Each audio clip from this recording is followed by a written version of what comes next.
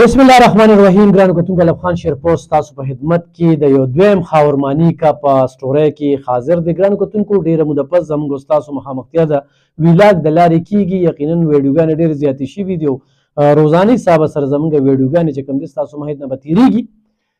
15 اچو خو دا نننۍ ویډیو چې کومه ده د دویم خاورمانی کا دا ضروري ګڼم، نو زه یم چې په دې باندې ویډیو کوم. دا د پښتونخوا خاورمانی کا محمد ارشاد د هغې د اخلیې چې پرون کوم اپریشن و یا کوم پریس کانفرنس و، هغه پریس کانفرنس په چې کوم دی ستاسو د مخې نه تېر شوي او په ټول سوشل میډیا باندې هغه ګردش کوي. د هغې په مختلف اړخونو باندې خبرې اترې کوو چې کومې خبرې په دغه پریس کانفرنس کې نه دي شوي، نو هغه به تاسو سره شریکو. ورسره چې کوم دی نو په چا چې الزامونه لګېدلي محمد عارف چې هغه څه موقف لري او هغه په دې عقله باندې څه وایي. ګرانو کتونکو، خاورمانی کا ولې ځکه ما نوم ورکړه چې تاسو به د خاورمانی کا هغه کردار کتلی وي چې هغه هم په داسې موقعو باندې خاموش و. د خپلې کورودانې نه مخکې په عمره کې رواني، تاسو به ګورئ تصویر کې لیدلې به مي لارې ورته صفا کوي، هغه ټایم کې چپ وي. کله چې کلاشینکوف راولي ډزې کوي، هغه ټایم کې چپ وي. کله چې دا ټیکي اخلي، هغه ټایم کې چپ وي. کله چې دا پیسې روان وي په دې ملک چې دا کوم لوټ مارو شو دی کې خاورمانی کا او هغې سره نور کومې هغه زنانه وه ورسره چې کوم دی نور یو شمېر کسان، نو هغه ټیم کې د ده د خولې نه غږ نه خېږي. بیا چې کله ټي وي باندې راځي نو خاورمانی کا بیا څه وایي، د 4 کالو لور مې ده چې هغه جاړي، نو زه ډېر زیات خفه شم او مور ورسره په ټلیفون باندې خبرې اترې هم نه کوي. نو همدغه خاورمانی کا ته نوکر وایي چې سړی راغلی د هغه سره په کمره کې ناست دی او دی دغه ټیم کې چپ وي. دغه خاورمانی کا ته وایي چې یاره هغه بیزي ده او تا سره خبرې نه کوي، دی دغه ټیم کې چپ وي. او نن خاورمانی کا چې کوم دی نو کومې خبرې کوي، نو دغه شانتې د دغه اخلیه خاوند چې کوم دی محمد ارشاد، هغه خو په دې ټوله قصه باندې چپ دی چې د دې کور ته دا محمد عارف بار بار ځي، د کلونو راسېځي، خو دغه خاورمانی کا محمد ارشاد چې کوم دی نو په دې عقله باندې هېڅ قسمه غږ نه کوي. ګرانو کتونکو، پرون چې کومې زنانه تورسرې پریس کانفرنس کړی دی او هغې په هغه پریس کانفرنس کې خبرې کړي دي، هغه تاسو ټولو اورېدلي دي چې ما سره وال ټکولو شو. د هغې نن په چمکنو تانه کې باقاعده اف آی آر خو مخې ته راغلی چې په هغه سابقه ډي پي او باندې اف آی آر خو هم شوې، د هغه تشدد د هغې والو. خو دغه زنانه لیکچرره ده، دغه لیکچرري دغه پیشه دغه دی په دغه پریس کانفرنس کې نه ده شو کړې، په کار وجې شو کړې وه. نو ډېر سوالونه به چې کوم دی نو دې جواب هم نن میلو شو چې ستا په چا الزامونه لګولي او د هغه کوم موقف مخې ته راځي، نه هغه هم مخې ته راته. بیا بل دغه زنانه چې کومې خبرې اترې کوي چې ما سره دا ظلم بربریت جبر وشو تر دې چې زه خاوند پریم ښودلم او بیا زه ده نه کولم. نو زما په خیال دا خبره دغه ځای کې روانه شوې ده چې خاورمانی کا دې ته ویلي چې ورځه بس زمان آزاد یا د ازادوم او ته خپله نکاح وکړه. نو دغه محمد عارف چې کوم دی نو بیا د نکاح نه انکار کړی دی. د دې په وجې باندې خبره مخې ته راغلې ده، خو دا وایي چې زه لاړم هلته د هغوی کور ته او هلته مې د هغوی کورودانې ته شکایت وکړو، خو هلته کې ورونه بر کړل او هلته کې زه ووهلم. په دې عقله باندې په چا چې الزام لګېدلی د هغه موقف دا چې زه به د 15 کروړو ارجانه په دې باندې کوم او دا بلیک میلره ده او دا دروغ وایي او دې د پیسو ډیمانډونه کول او په دغه کې جروانه شو. نو په ما یې دا الزامونه لګول.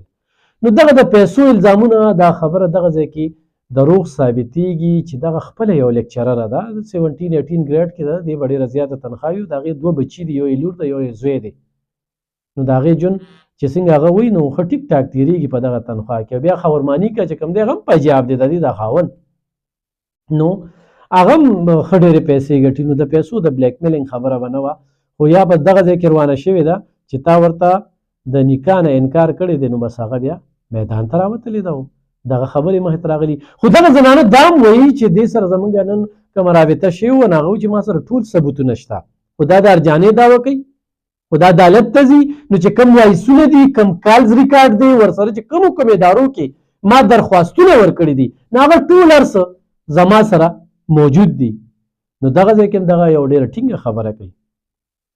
خو ګرانو کتونکو، زمونږ په دې معاشره کې به تاسو کتلي وي، زمونږ د دې علاقې نه آی روز د زنانو په اړ کې د هغوی په دوکو په پراډونو کې کچې مکاني چې کومه ده، چېرته چې دویم ریاست دی په پاکستان کې، هلته کې خلکه تختولي کېږي، زنانه یې دوکه کوي. دلته کې زمونږ ډېر افسران هم زنانو دوکه کړل، په په هغوی یې غلط اف آی آر وکړې، په هغوی یې شریف خلکه تنګ کړل.